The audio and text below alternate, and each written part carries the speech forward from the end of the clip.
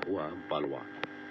कोरह जो लेवी का परपोता, कहात का पोता और इसहार का पुत्र था, वह एलियाब के पुत्र दातान और अबीराम और पेलेत के पुत्र ओन, इन तीनों रूबेनियों से मिलकर मंडली के 250 प्रधान जो सभासद और नामी थे, उनको संग लिया और वे मूसा और हारून के विरुद्ध उठ खड़े हुए और उनसे कहने लगे, तुमने बहुत किया, अब बस करो, क्योंकि सारी मंडली का एक एक मनुष्य पवित्र है और यहोवा उनके मध्य में रहता है।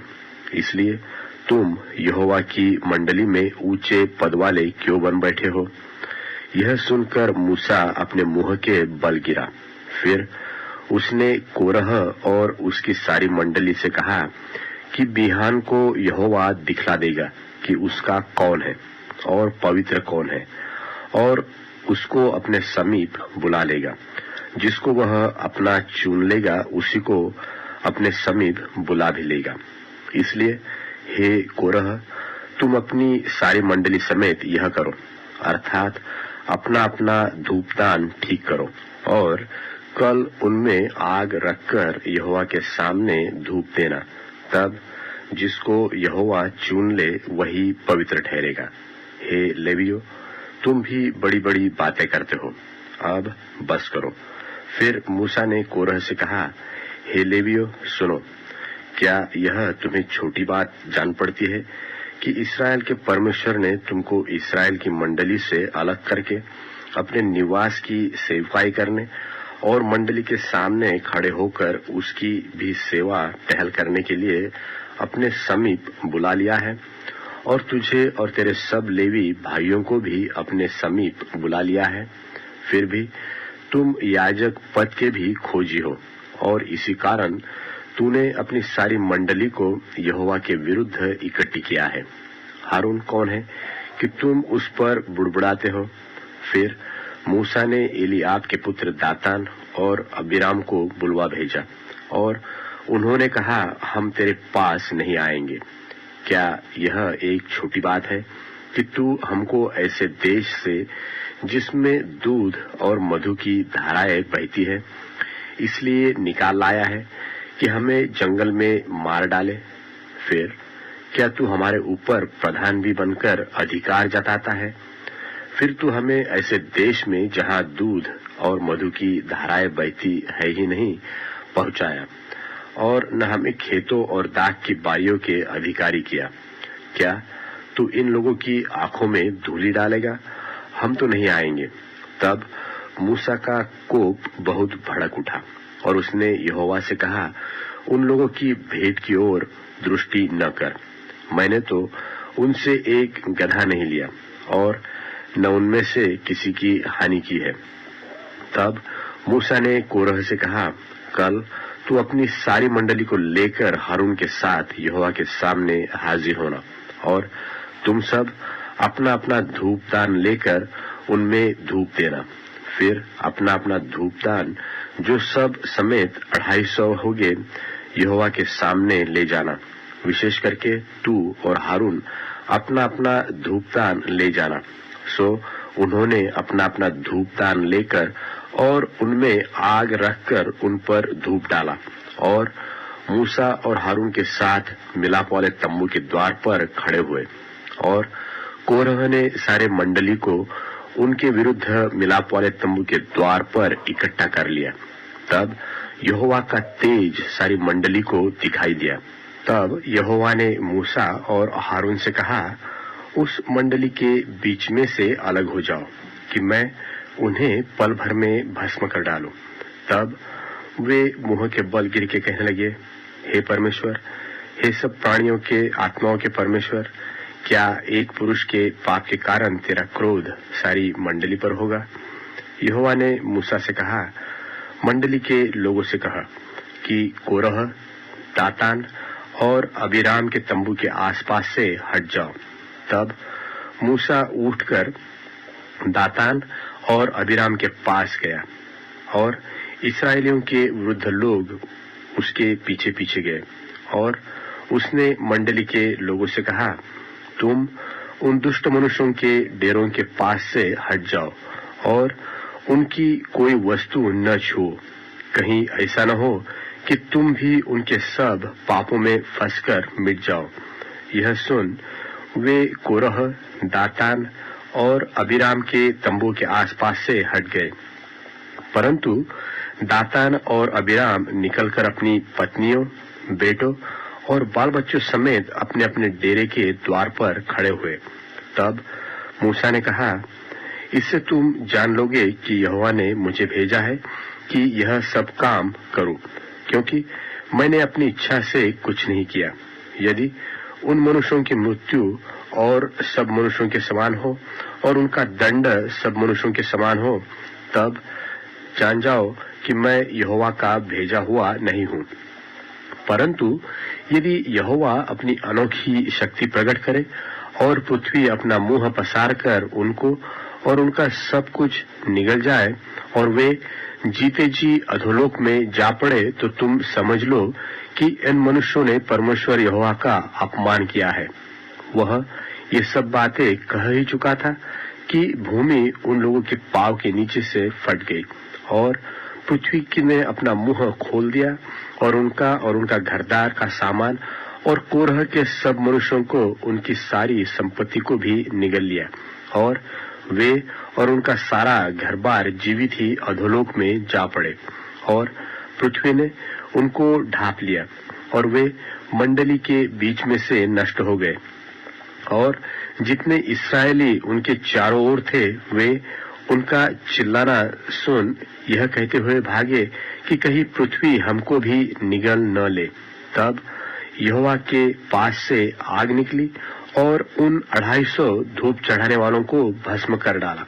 तब यहोवा ने मूसा से कहा, हारून याजक के पुत्र एलियाजार से कह कि उन धूपदानों को आग में से उठा ले और आग के अंगारों को उधर ही छितरा दे, क्योंकि वे पवित्र है। जिन्होंने पाप करके अपने ही प्राणों की हानि की है, उनके धूपदानों के पत्थर पीट पीट कर बनाए जाए, जिससे वे कि वह वेदी के मढ़ने के काम आवे, क्योंकि उन्होंने यहोवा के सामने रखा था, इसलिए वे पवित्र है। इस कारण और इस प्रकार वह इस्राएलियों के लिए एक निशाना ठहरेगा। सो एलियाजर याजक ने उन पीतल के धूपदानों को, जिनमें उन जले हुए मनुष्यों ने धूप चढ़ाया था, लेकर उनके पत्थर पिटवाकर वेदी के मढ़ाने के लिए बनवा दिए, कि इस्राएलियों को इस बात का स्मरण रहे कि कोई दूसरा जो हारून के वंश का न हो, यहोवा के सामने धूप चढ़ाने को समीप न जाए। ऐसा न हो कि वह भी कोरह और उसकी मंडली के समान नष्ट हो जाए, जैसे कि यहोवा ने मूसा के द्वारा उनको आज्ञा दी थी। दूसरे दिन इस्राएलियों की सारी मंडली यह कहकर मूसा और हारून पर बुड़बुड़ाने लगी कि यहोवा की प्रजा को तुमने मार डाला है। और जब मंडली के लोग मूसा और हारून के विरुद्ध इकट्ठे हो रहे थे, तब उन्होंने मिलाप वाले तंबू की ओर दृष्टि की और देखा कि बादल ने उसे छा लिया है और यहोवा का तेज दिखाई दे रहा है। तब मूसा और हारून मिलाप वाले तंबू के सामने आए। तब यहोवा ने मूसा और हारून से कहा, तुम उस मंडली के लोगों के बीच से हट जाओ कि मैं उन्हें पल भर में भस्म कर डालूं। तब वे मुंह के बल गिरे और मूसा ने हारून से कहा, धूपदान को लेकर उसमें वेदी पर से आग रखकर उस पर धूप डाल। मंडली के पास फुर्ती से जाकर उसके लिए प्रायश्चित कर, क्योंकि यहोवा का कोप अत्यंत भड़का है और मरी फैलने लगी है। मूसा की आज्ञा के अनुसार हारून धूपदान को लेकर मंडली के बीच में दौड़ा और यह देखकर कि लोगों में मरी फैल लगी है, उसने धूप जलाकर लोगों के लिए प्रायश्चित किया और वह मुर्दों और जीवित के मध्य में खड़ा हुआ।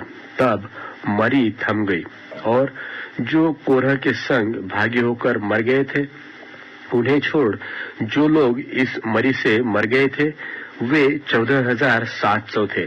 तब हारून मिलाप वाले तंबू के द्वार पर मूसा के पास लौट गया और मरी थम गई।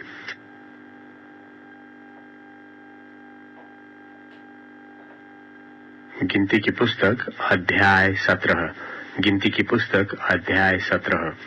याजकों और लेवियों की मर्यादा और कर्तव्य कर्म।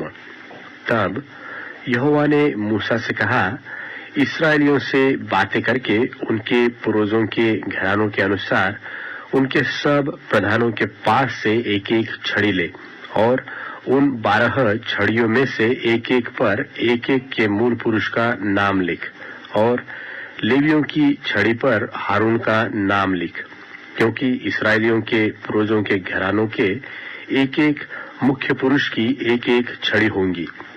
और उन छड़ियों को मिलाप वाले तंबू के साक्षी पत्र के आगे जहां मैं तुम लोगों से मिला करता हूं रख दे। और जिस पुरुष को मैं चुनूंगा उसकी छड़ी में कलियां फूट निकलेंगी और इस्राएली जो तुम पर बुड़बुड़ाते रहते हैं वह बुड़बुड़ाना मैं अपने ऊपर से दूर करूंगा। सो मूसा ने इस्राएलियों से यह बात कही और उनके सब प्रधानों ने अपने अपने पूर्वजों के घरानों के अनुसार एक एक छड़ी उसे दी। सो 12 छड़ियां हुई और उनकी छड़ियों में हारून की भी छड़ी थी। उन छड़ियों को मूसा ने साक्षी पत्र के तंबू में यहोवा के सामने रख दिया। दूसरे दिन मूसा साक्षी पत्र के तंबू में गया तो क्या देखा कि हारून की छड़ी जो लेवी के घराने के लिए थी उसमें कलियां फूट निकली, अर्थात उसमें कलियां लगी और फूल भी फूले और पके बादाम भी लगे। सो मूसा उन सब छड़ियों को यहोवा के सामने से निकालकर सब इस्राएलियों के पास ले गया और उन्होंने अपनी अपनी छड़ी पहचान कर ले ली। फिर यहोवा ने मूसा से कहा, हारून की छड़ी को साक्षी पत्र के सामने फिर धर दे कि यह उन दंगा करने वालों के लिए एक निशाना बनकर रह जाए कि तू उनका बुड़बुड़ाना जो मेरे विरुद्ध होता रहता है भविष्य में रोक रखे, ऐसा न हो कि वे मर जाए। और मूसा ने यहोवा की इस आज्ञा के अनुसार ही किया। तब इस्राएली मूसा से कहने लगे, देख, हमारे प्राण निकलना चाहते हैं, हम नष्ट हुए, हम सब के सब नष्ट हुए जाते हैं। जो कोई यहोवा के निवास के समीप जाता है वह मर जाता है, तो क्या हम सब के सब मर ही जाएंगे? गिनती की पुस्तक अध्याय 18। गिनती की पुस्तक अध्याय 18। फिर यहोवा ने हारून से कहा कि पवित्र स्थान के अधर्म का भार तुझ पर और तेरे पुत्रों और तेरे पिता के घराने पर होगा और तुम्हारा याजक कर्म के अधर्म का भार भी तेरे पुत्रों पर होगा। और लेवी का गोत्र अर्थात तेरे मूल पुरुष के गोत्र वाले जो तेरे भाई है उनको भी अपने साथ ले आया कर और वे तुझसे मिल जाए और तेरी सेवा टहल किया करे। परंतु साक्षी पत्र के तंबू के सामने तू और तेरे पुत्र ही आया करे। जो तुझे सौंपा गया है उसकी और सारे तंबू की भी वे रक्षा किया करे, परंतु पवित्र स्थान के पात्रों के और वेदी के समीप न आए, ऐसा न हो कि वे और तुम लोग भी मर जाओ। सो वे तुझसे मिल जाए और मिलाप वाले तंबू की सारी सेवकाई की वस्तुओं की रक्षा किया करे, परंतु जो तेरे कुल का न हो वह तुम लोगों के समीप न आने पाए। और पवित्र स्थान और वेदी की रखवाली तुम ही किया करो, जिससे इस्राएलियों पर फिर कोप न भड़के। परंतु मैंने आप तुम्हारे लेवी भाइयों को इस्राएलियों के बीच से अलग कर लिया है और वे मिलाप वाले तंबू की सेवा करने के लिए तुमको और यहोवा को सौंप दिए गए हैं। पर वेदी की और बीच वाले पर्दे के भीतर की बातों की सेवकाई के लिए तू और तेरे पुत्र अपने याजक पद की रक्षा करना और तुम ही सेवा किया करना, क्योंकि मैं तुम्हें याजक पद की सेवकाई दान करता हूँ। और जो तेरे कुल का न हो वह यदि समीप आ जाए तो मार डाला जाए। फिर यहोवा ने हारून से कहा, सुन, मैं आप तुझको उठाए हुई भेंटे सौंप देता हूँ, अर्थात इस्राएलियों की पवित्र की हुई वस्तुएं जितनी हो उन्हें मैं तेरा अभिषेक वाला भाग ठहराकर तुझे और तेरे पुत्रों को सदा का हक करके देता हूँ।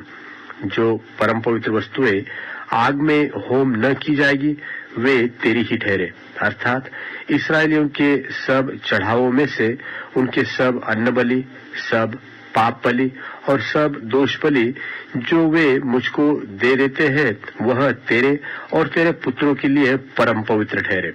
उनको परम पवित्र वस्तु जानकर खाया करना। उनको हर एक पुरुष खा सकता है, वे तेरे लिए पवित्र है। फिर ये वस्तुएं भी तेरी ठहरे, अर्थात जितनी भेंटें इस्राएली हिलाने के लिए दे उनको मैं तुझे और तेरे बेटे बेटियों को सदा का हक करके देता हूँ। तेरे घराने में जितने शुद्ध हो वह उन्हें खा सकेंगे। फिर उत्तम से उत्तम ताजा तेल और उत्तम से उत्तम नया दाख मधु और गेहूं अर्थात इनकी पहली उपज जो वे यहोवा को दे वह मैं तुझको देता हूँ। उनके देश के सब प्रकार की पहली उपज जो वे यहोवा के लिए ले आए वह तेरी ही ठहरे। तेरे घराने में जितने शुद्ध हो वे उन्हें खा सकेंगे। इस्राएलियों में से जो कुछ अर्पण किया जाए वह भी तेरा ही ठहरे। सब प्राणियों में से जितने अपनी माँ के पहलौठे हो जितने लोग यहोवा के लिए चढ़ाए, चाहे मनुष्य चाहे पुरुष के पहलौठे हो वे सब तेरे ही ठहरे। परंतु मनुष्यों और अशुद्ध पशुओं के पहलौठों को दाम लेकर छोड़ देना, और जिन्हें छुड़ाना हो जब वे महीने भर के हो तब उनके लिए अपने ठहराए हुए मोल के अनुसार अर्थात पवित्र स्थान के 20 गेरा के शेकेल के हिसाब से 5 शेकेल लेके उन्हें छोड़ना। पर गाय व भेड़ी व बकरी के पहलौठों को न छोड़ना, वे तो पवित्र है। उनके लोहू को वेदी पर छिड़क देना और उनकी चर्बी को हव्य करके जलाना, जिससे यहोवा के लिए सुखदायक सुगंध हो। परंतु उनका मांस तेरा ठहरे और छिलाई हुई छाती और दहीनी जांग भी तेरी ही ठहरे। पवित्र वस्तुओं की जितनी भेंटें इस्राएली यहोवा को दे उन सबों को मैं तुझे और तेरे बेटे बेटियों को सदा का हक करके दे देता हूँ। यह तो तेरे और तेरे वंश के लिए यहोवा की सदा के लिए नमक की अटल वाचा है। फिर यहोवा ने हारून से कहा, इस्राएलियों के देश में तेरा कोई भाग न हो और न उनके बीच तेरा कोई अंश होगा। उनके बीच तेरा भाग और तेरा अंश मैं ही हूँ। फिर मिलाप वाले तम्बू की जो सेवा लेवी करते हैं उनके बदले मैं उनको इस्राएलियों का सब दशमांश उनका निज भाग कर देता हूँ, और भविष्य में इस्राएली मिलाप वाले तम्बू के समीप न आए, ऐसा न हो कि उनके सिर पर पाप लगे और वे मर जाए। परंतु लेवी मिलाप वाले तम्बू की सेवा किया करे और उनके अधर्म का भार वे ही उठाया करे। यह तुम्हारी पीढ़ियों में सदा की विधि ठहरे और इस्राएलियों के बीच उनका कोई निज भाग न हो, क्योंकि इस्राएली जो दशमांश यहोवा को उठाई हुई भेंट करके देंगे उसे मैं लेवियों को निज भाग करके देता हूँ। इसलिए मैंने उनके विषय में कहा है कि इस्राएलियों के बीच कोई भाग उनको न मिले। फिर यहोवा ने मूसा से कहा, तू लेवियों से कह कि जब जब तुम इस्राएलियों के हाथ से वह दशमांश लो जिसे यहोवा तुमको तुम्हारे निज भाग करके उनसे दिलाता है, तब तब उसमें से यहोवा के लिए एक उठाई हुई भेंट करके दशमांश का दशमांश देना, और तुम्हारी उठाई हुई भेंट तुम्हारे हित के लिए ऐसी गिनी जाएगी जैसा खलिहान में का अन्न व रसकुंड में का दाखरस गिना जाता है। इस रीति तुम भी अपने सब दशमांशों में से जो इस्राएलियों की ओर से पाओगे यहोवा को एक उठाई हुई भेंट देना, और यहोवा की यह उठाई हुई भेंट हारून याजक को दिया करना।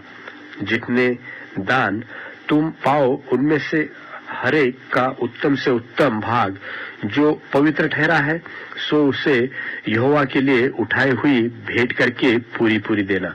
इसलिए तू लेवियों से कह कि जब तुम उसमें का उत्तम से उत्तम भाग उठाकर दो, तब यह तुम्हारे लिए खलिहान में के अन्न और रसकुंड के रस के तुल्य गिना जाएगा, और उसको तुम अपने घरानों समेत सब स्थानों में खा सकते हो, क्योंकि मिलाप वाले तंबू की जो सेवा तुम करोगे उसका बदला यही ठहरता है। और जब तुम उसका उत्तम से उत्तम भाग उठाकर दो, तब उसके कारण तुमको पाप न लगेगा, परंतु इस्राएलियों की पवित्र की हुई वस्तुओं को अपवित्र न करना, ऐसा न हो कि तुम मर जाओ। गिनती की पुस्तक अध्याय 19। गिनती की पुस्तक अध्याय 19। लोथ आदि को स्पर्शजन्य अशुद्धता के निवारण का उपाय।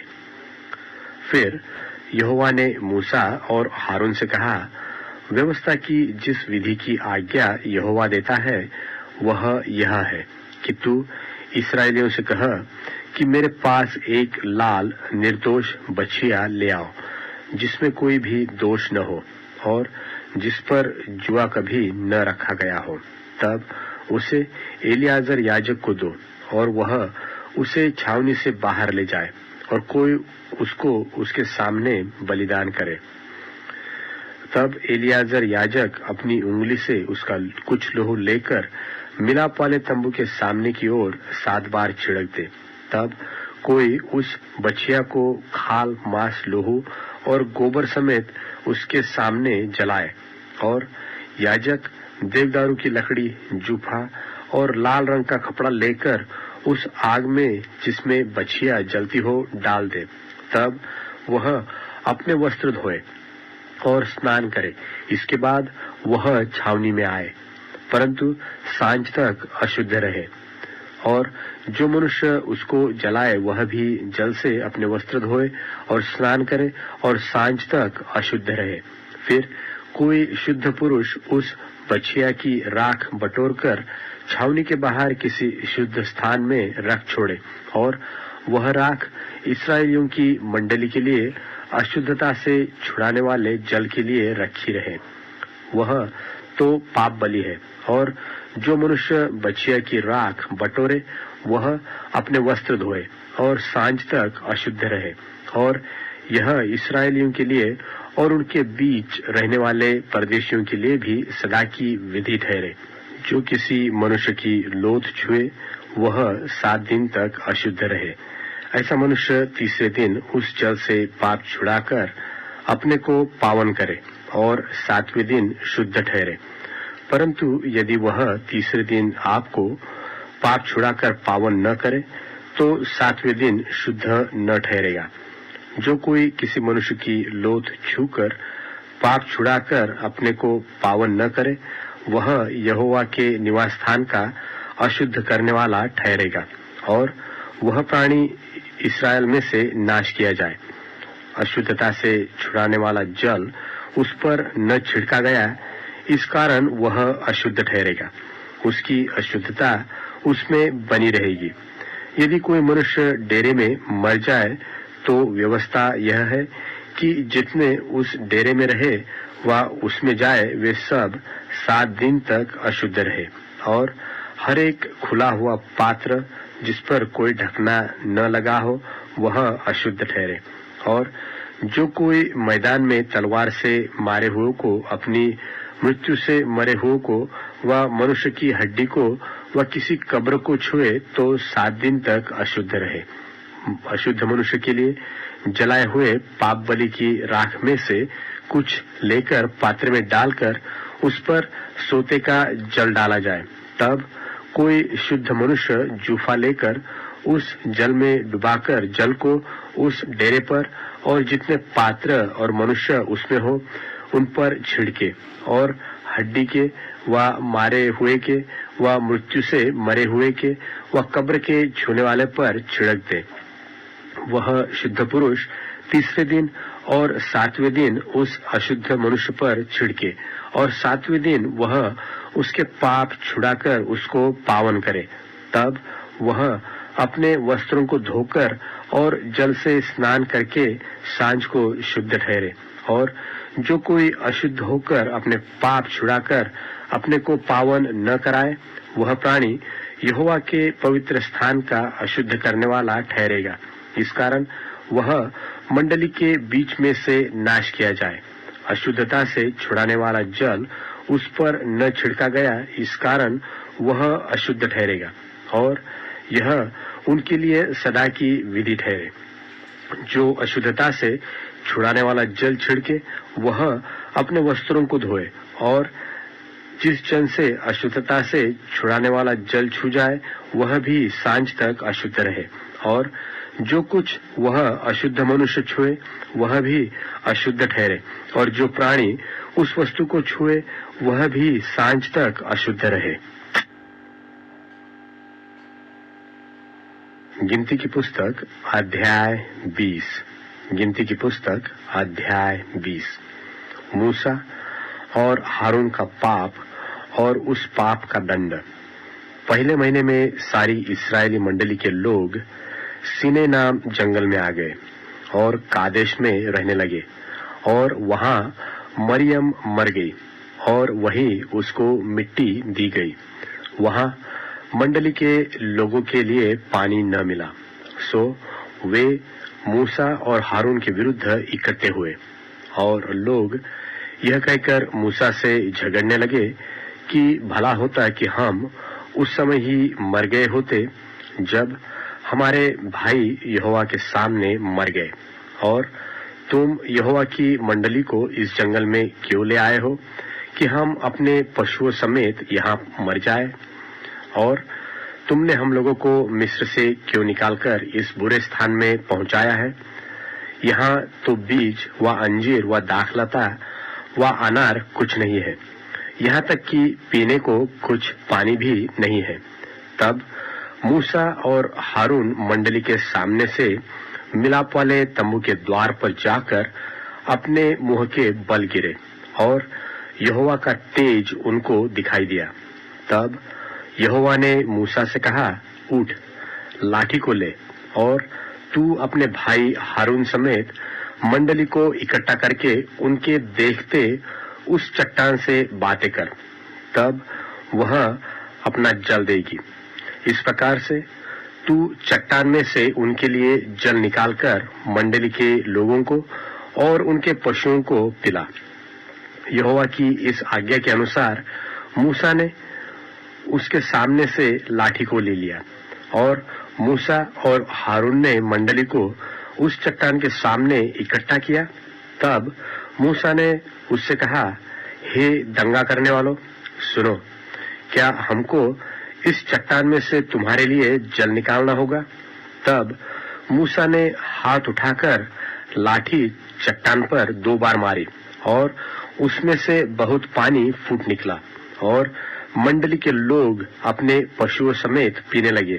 परंतु मूसा और हारून से यहोवा ने कहा, तुमने जो मुझ पर विश्वास नहीं किया और मुझे इस्राएलियों की दृष्टि में पवित्र नहीं ठहराया, इसलिए तुम इस मंडली को उस देश में पहुंचाने न पाओगे जिसे मैंने उन्हें दिया है।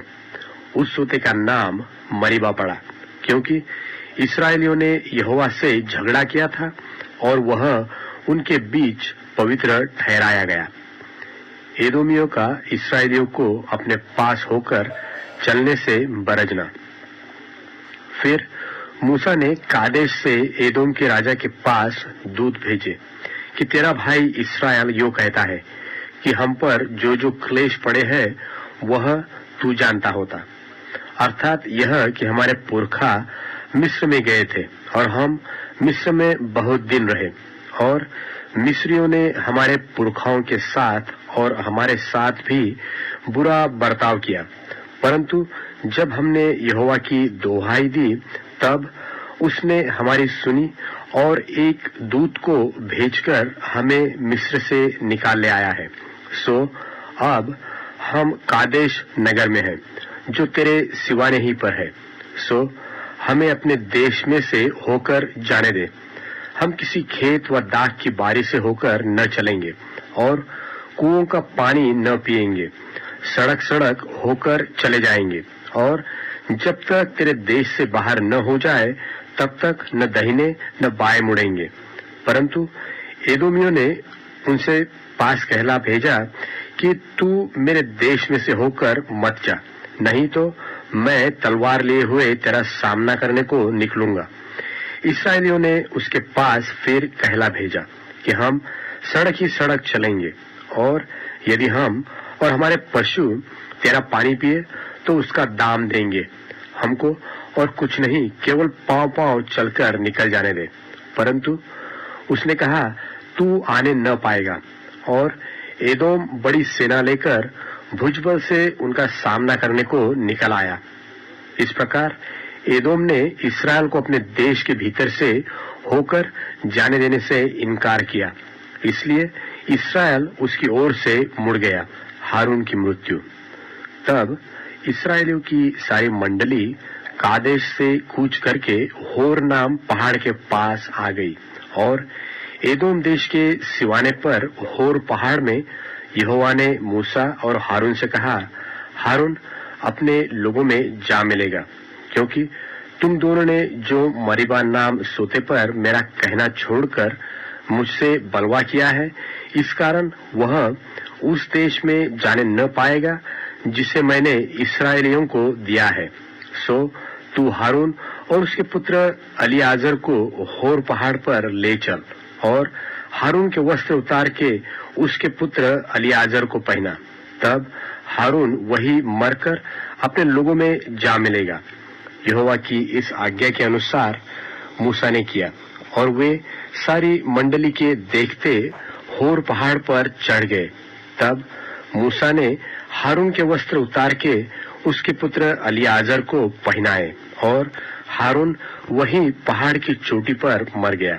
तब मूसा और अलियाजर पहाड़ पर से उतर आए और जब इस्राएल की सारी मंडली ने देखा कि हारून का प्राण छूट गया है, तब इस्राएल के सब घराने के लोग उसके लिए 30 दिन तक रोते रहे।